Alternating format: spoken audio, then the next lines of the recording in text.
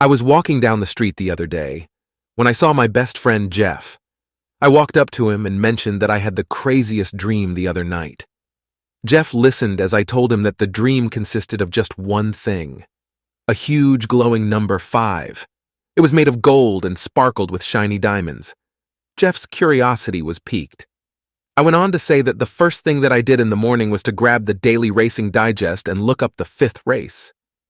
Jeff raised an eyebrow. I told him that the number 5 horse in the 5th race was named the 5th Element. Jeff started grinning. Then I told him point by point what I did that entire day.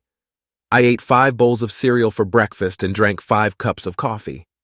I went for a 5-mile jog to clear my head. I took a 5-minute shower to rinse off, and I dressed in the 5th suit I found in my closet. I sat in my car for 5 minutes before starting it. I drove to the racetrack and parked in the 5th stall in the 5th row. I entered through the 5th admissions gate. I bought 5 programs. I went to the 5th betting window and bet $555 on the 5th horse in the 5th race. I went and sat in the 5th row of the bleachers, making sure there were 5 people sitting on both sides of me. I settled in and waited for the race to start. "Well," said Jeff, "did your horse win?" I frowned at Jeff and said, "Stupid horse came in 5th. Walking up to a department store's fabric counter, the pretty girl said, "I would like to buy this material for my new dress. How much does it cost?" "Only 1 kiss per yard," replied the male clerk with a smirk on his face. "That's fine," said the girl. "I'll take 10 yards. With expectation and anticipation written all over his face, the clerk quickly measured out the cloth, wrapped it up, then teasingly held it out. The girl snapped up the package, pointed to the old man behind her, and smiled. "Grandpa's gonna pay the bill." 2 couples were playing poker one evening. Jim accidentally dropped some cards on the floor. When he bent down under the table to pick them up, he noticed Bob's wife Sue wasn't wearing any underwear under her dress. Shocked by this, Jim, upon trying to sit back up again, hit his head on the table and emerged red-faced. Later, Jim went to the kitchen to get some refreshments. Bob's wife followed and asked, "Did you see anything that you like under there?" Surprised by her boldness, Jim admitted that, well, indeed he did. She said, "Well, you can have it, but it will cost you $500. After taking a minute or two to assess the financial and moral costs of this offer, Jim confirms that he is interested. Sue told him that since her husband Bob worked Friday afternoons and Jim didn't, Jim should be at her house around 2 p.m. Friday afternoon. When Friday rolled around, Jim showed up at Bob's house at 2 p.m. sharp, and after paying Sue the agreed sum of $500, they went to the bedroom and closed their transaction, as agreed. Jim quickly dressed and left. As usual, Bob came home from work at 6 p.m., and upon arriving asked his wife, "Did Jim come by the house this afternoon?" With a lump in her throat, Sue answered, "Why, yes, he did stop by for a few minutes this afternoon." Her heart nearly skipped a beat when her husband currently asked, "And did he give you $500? Sue, using her best poker face, replied, "Well, yes, in fact, he did give me $500. Bob, with a satisfied look on his face, surprised his wife by saying, "He came by the office this morning and borrowed $500 from me. He promised he'd stop by our house this afternoon on his way home and pay me back." My wife and I went to the auction in Paris, Kentucky the other week, and one of the first exhibits we stopped at was the breeding bulls. We went up to the first pen and there was a sign attached that said, "This bull mated 50 times last year." My wife playfully nudged me in the ribs, smiled, and said, "He mated 50 times last year, that's almost once a week." We walked to the second pen, which had a sign attached that said, "This bull mated 150 times last year." My wife gave me a healthy jab and said, "Wow, that's more than twice a week. You could learn a lot from him." We walked to the third pen, and it had a sign attached that said, in capital letters, "This bull mated 365 times last year." My wife was so excited that her elbow nearly broke my ribs. She said, "That's once a day. You could really learn something from this one."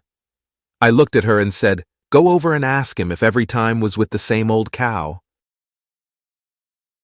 A priest and a taxi driver arrive at the pearly gates. St. Peter welcomes them and shows them to their homes. For the taxi driver, a beautiful villa looking over a gorgeous field of clouds. "Thank you," the ecstatic taxi driver said. Anticipating an even bigger mansion, the priest was dismayed when they arrived at a small one-bedroom apartment.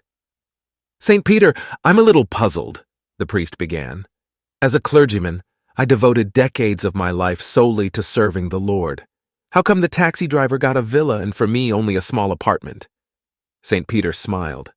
"Up here we go by results. While you preached, people slept. While he drove, people prayed." A man has been drinking all day at a local bar and checks his watch. 1:30 a.m., rats. I need to go home now or my wife's going to kill me, he thinks to himself. But as he's trying to get up, he falls awkwardly on the floor. I'm just way too drunk right now. I need to sober up. So he asks the bartender for a coffee. He drinks it up, and 30 minutes later he tries to stand up, but again falling to the floor, this time even harder. At this point, he realizes he needs to get home no matter what, so he starts crawling towards his house. After 40 minutes, he gets there, lays down next to his sleeping wife, and passes out. The next morning, his wife wakes him up and starts shouting at him, "So, how was last night, huh? Was it fun drinking all day?" The man is certain his wife was asleep when he got home, so he tries to play it cool. "Not really, just hanging with some co-workers. We didn't drink much. Just a couple of beers."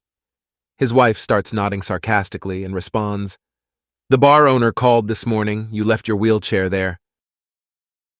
Upon arriving home, a husband was met at the door by his sobbing wife. She explained, "It's the pharmacist. He insulted me terribly this morning on the phone." Immediately, the husband drove downtown to confront the pharmacist and demand an apology. Before he could say more than a few words, the druggist told him, "Now just a minute, please listen to my side of it. This morning the alarm failed to go off, so I was late getting up. I went without breakfast and hurried out to the car, just to realize that I locked the house with both house and car keys inside. I had to break a window to get my keys. Then, driving a little too fast, I got a speeding ticket. Later, about 3 blocks from the store, I had a flat tire. When I got to the store, there was a bunch of people waiting for me to open up. I opened and started waiting on these people, and all the time the darn phone was ringing off the hook." He continued, "Then I had to break a roll of nickels against the cash register drawer to make change, and they spilled all over the floor. I got down on my hands and knees to pick up the nickels. The phone was still ringing. When I came up, I cracked my head on the open cash drawer, which made me stagger back against a showcase with a bunch of perfume bottles on it. All of them hit the floor and broke. Meanwhile, the phone is still ringing with no let-up, and I finally got to answer it. It was your wife. She wanted to know how to use a rectal thermometer, and honest mister, all I did was tell her." A man walks in a bar, and the bartender asks, "What'll you have?" The man answers, "A scotch on the rocks, please." The bartender hands him the drink and says, "That'll be $5. "What are you talking about? I don't owe you anything for this," the man replies. A lawyer sitting nearby and overhearing the conversation then says to the bartender, "You know, he has a point there. In the original offer, which constitutes a binding contract upon acceptance, there was no stipulation of remuneration." The bartender, now pissed off, says to the guy, "Okay, you beat me for this one, but don't ever come back here again." A few days later, the same man walks into the bar. The bartender says, "What do you think you're doing in here? I can't believe you've got the audacity to come back." The man says, "What are you talking about? I've never been in this place in my life." The bartender replies, "I'm very sorry, but this is uncanny. I feel like you were here a few days ago. You must have a double." To which the man replies, "Thank you, make it a scotch."